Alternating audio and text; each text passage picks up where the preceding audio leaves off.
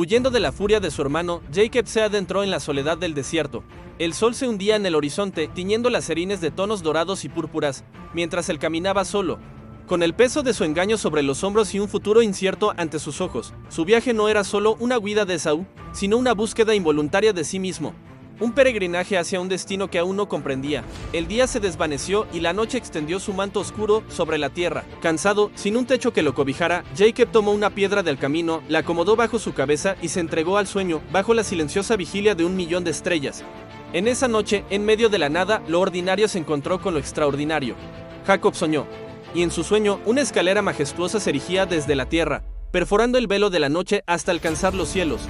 Su estructura resplandecía con una luz que no era de este mundo, y por ella ángeles de Dios subían y bajaban en un flujo constante, una comunicación incesante entre el cielo y la tierra. Eran mensajeros de lo divino, transitando el puente que unía dos realidades.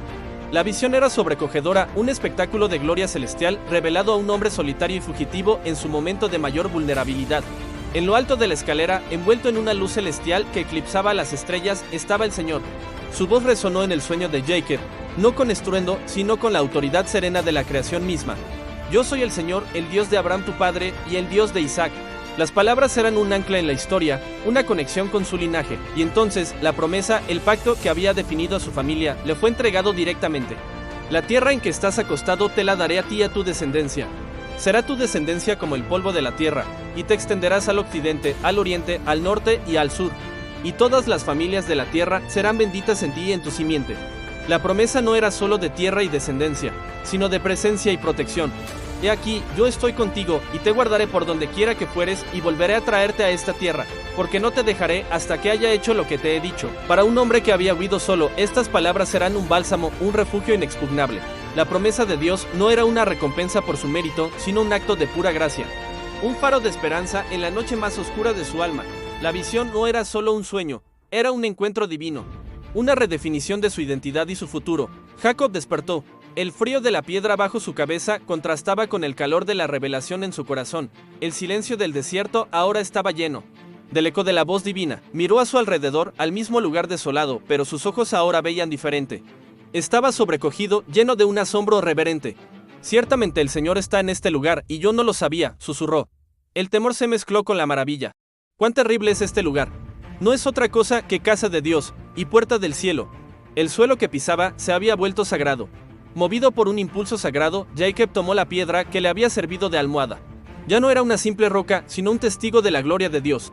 La levantó y la erigió como un pilar, un monumento a su encuentro. Luego, del poco aceite que llevaba para su viaje, derramó sobre ella, consagrándola, marcando aquel lugar como Betel, que significa casa de Dios. Hizo un voto, prometiendo su lealtad y su diezmo si Dios cumplía su palabra de guardarlo y traerlo de vuelta en paz. Aquel fugitivo se había convertido en un adorador, su viaje de escape en una peregrinación de fe. Con el corazón renovado y la promesa divina como su guía, Jacob continuó su camino hacia el oriente. Después de un largo viaje, sus ojos divisaron un pozo en medio del campo y junto a él 3 rebaños de ovejas y sus pastores. Era un oasis de vida en la vasta tierra de Harán. Se acercó a ellos un extraño en tierra extraña y les preguntó por su pariente, Labán. Los pastores le confirmaron que lo conocían y que estaba bien. Y mientras hablaban, le señalaron a lo lejos, mira, allí viene su hija Raquel con las ovejas. Y entonces, la vio. Raquel se acercaba, guiando a su rebaño con una gracia natural. La luz del sol parecía envolverla, destacando su figura contra el paisaje. Para Jacob, fue como si el tiempo se detuviera. Después del encuentro celestial en Betel, ahora experimentaba un encuentro terrenal que sacudiría su mundo de una manera completamente diferente. Había algo en su caminar, en su presencia, que cautivó su corazón al instante. Fue un momento de pura poesía visual, una conexión inmediata que trascendía las palabras. Un susurro del destino en la brisa del campo. El pozo estaba cubierto por una gran piedra, demasiado pesada para que un solo hombre la moviera.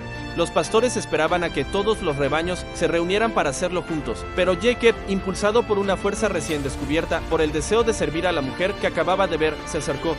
Con un vigor que sorprendió a todos, rodó la pesada piedra de la boca del pozo él solo.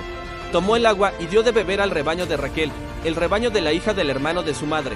Era un acto de servicio, un gesto de fuerza y ternura que marcaba el comienzo de su historia. Cuando Raquel supo quién era él, el hijo de Rebeca, la hermana de su padre, Jacob se sintió abrumado por la emoción. El largo viaje, la soledad, la providencia de Dios que lo había guiado hasta ese preciso instante y lugar, todo culminó en un torrente de sentimientos. Se acercó a Raquel y la besó.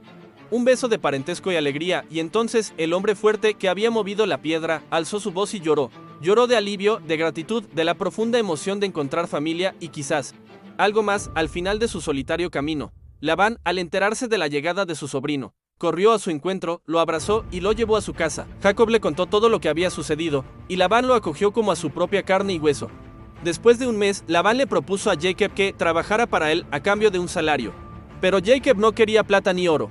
Su corazón ya tenía un tesoro. «Te serviré 7 años por Raquel, tu hija menor», declaró. Su amor era tan grande que estaba dispuesto a pagar un precio extraordinario. A los ojos de Jacob, 7 años de trabajo duro parecían pocos días por el amor que le tenía. Pasaron los 7 años, y para Jacob volaron como un suspiro. Finalmente, llegó el día, reclamó su esposa prometida y Labán organizó una gran fiesta. La noche se llenó de música, danza y celebración, bajo el velo de la oscuridad y las costumbres de la boda. Jacob recibió a su esposa. La culminación de su largo trabajo y su profundo amor había llegado. En la intimidad de la tienda nupcial, en la oscuridad, creyó que su sueño de una vida con Raquel finalmente se había hecho realidad.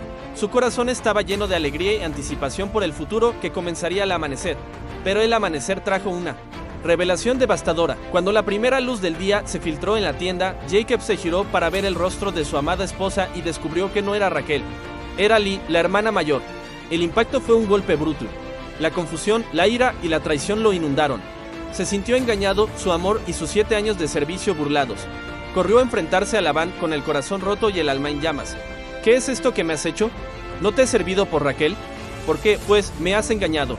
Labán se enfrentó a su furioso sobrino con una calma calculada. «No se hace así en nuestro lugar que se dé la menor antes que la mayor», explicó, apelando a una costumbre que convenientemente no había mencionado antes. La escena era tensa, cargada de la injusticia y el dolor de Jacob. Labán, astuto y pragmático, le ofreció una solución: cumplir la semana nupcial con Lee y luego le daría también a Raquel, a cambio de otros 7 años de servicio. Atrapado y con su amor por Raquel aún ardiendo, Jacob no tuvo más opción que aceptar el amargo trato.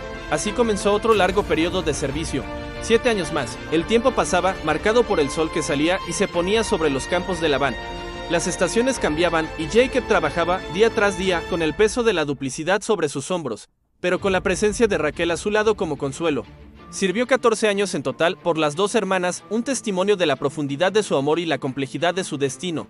Su vida se había convertido en un entramado de promesas, engaños, amor y servicio.